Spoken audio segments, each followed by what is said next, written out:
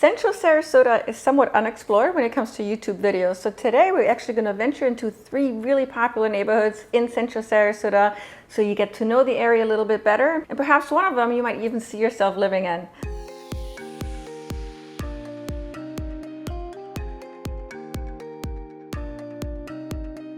So let's start off with Southgate, which borders Bee Ridge on the southern side.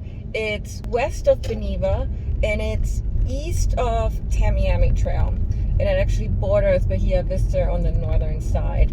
There's over 2,000 homes here. It's a deed restricted community. There's about 40 different kinds of deed restricted communities in this neighborhood. The benefit of being a deed restricted community is that it ensures a certain look in the neighborhood.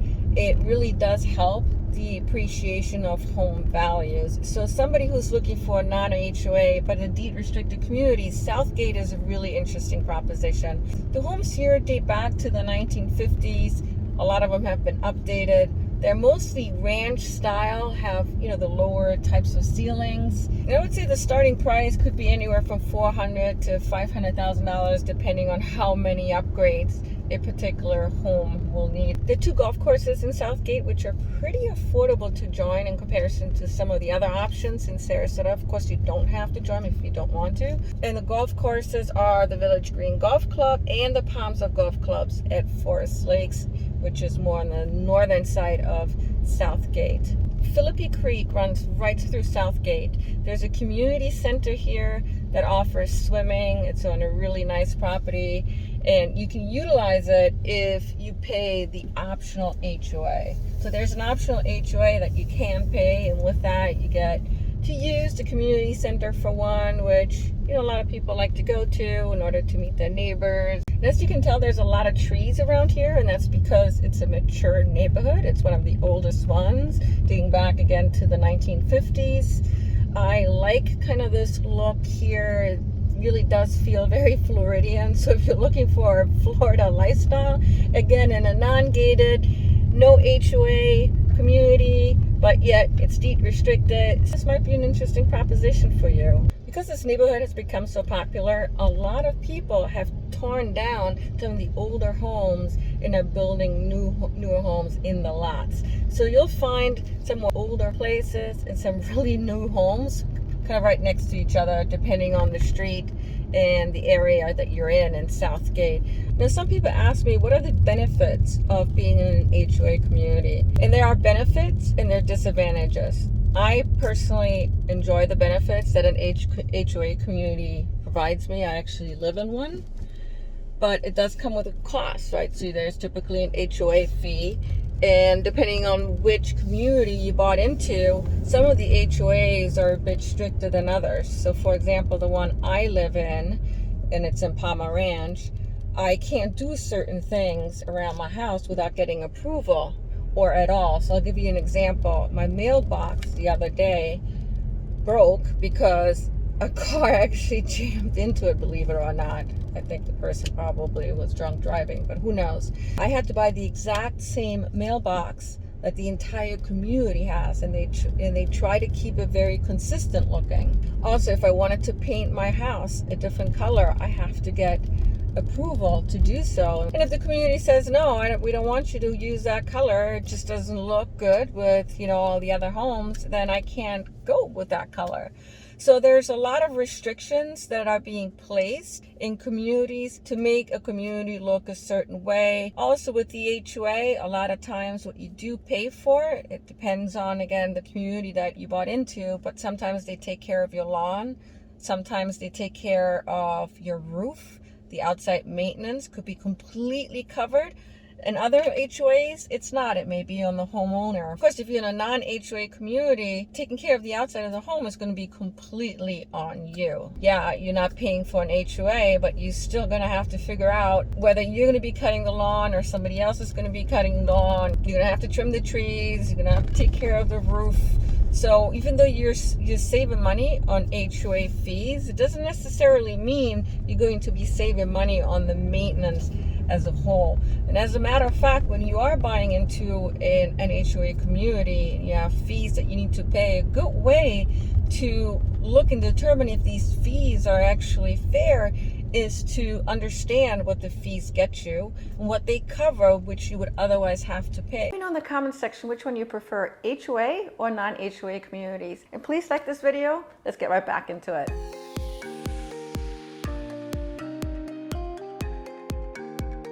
Arlington Park is a bit similar to Southgate in that there's a lot of mature trees around. It's an older community. There are a lot of newer homes that have been developed here over the last few years. You have fixer-uppers, ranch-style homes, just a little bit of everything. What I like about Arlington Park is very similar to what I like about Southgate, which is you got lots of trees around, kind of has that old Floridian style to it, but they're also newer builds. So I do feel there's something for a lot of people here. The starting prices are probably going to be in the 400s for a ranch style home that needs a little bit of work.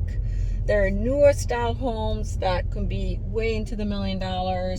Here's the newer style right to my right. I don't know if you can see it. I'm pulling up.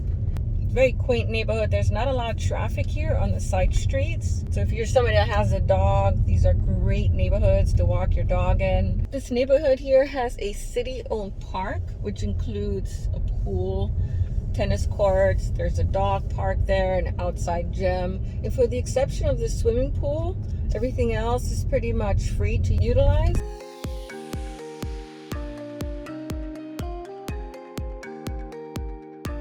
Now, right past Arlington Park is Alta Vista, where the Sarasota High School is. It's actually to my left and to my right. Alta Vista is one of the oldest neighborhoods in Sarasota. It dates back to the 1950s. It's also a non-deed restricted, no HOA community. And from all three communities that we're seeing today, it's the closest to downtown Sarasota. Just like the other neighborhoods, especially Arlington Park, this one is going through kind of a change as well. I'm in a neighboring street. You can see some of the older homes to my right. Some of the newer homes. We're passing one to my left. It has an interesting feel because you know that this community here is going to evolve. Now, what I love about this neighborhood is just how close it is to downtown. It is in such great location. It's really close to the Legacy Trail. Actually, the Legacy Trail is right in front of me. So it runs on the northern tip of Alta Vista. It is essentially in walking distance to downtown at the very least, and biking distance. It's also really close to Payne Park, which is often compared to Central Park in New York City. So Payne Park is Sarasota's Central Park. Lots to do there. Beautiful trail to walk in. You can walk your dog there. Each one of these three neighborhoods that I covered will have different price points. For the newer homes, you could be spending way into the millions. But you could probably get a starter home, a single family home that needs a bit of help, ranch style, for $400,000 and up. Unfortunately, the prices have come up quite a bit. Payne Park is to my left. And right next to me, to my right, is Payne Park Village, which has also become a very interesting proposition to those people who want to be super close to downtown, but don't want to live in kind of the hustle and bustle of downtown, having to deal with traffic. These are townhouses. They're continuing to build here. Some of them haven't even been built yet. And the starting price is at about $600,000 and up. Now, if you're interested in any of these three neighborhoods that we just covered, or any other neighborhood in Sarasota, call me, email me anytime. Now, if you're looking to buy or sell in Sarasota, I would love to team up with you. Contact me anytime as well. Thank you so much for tuning in today, watching until the very end. I always appreciate when you do. Take care.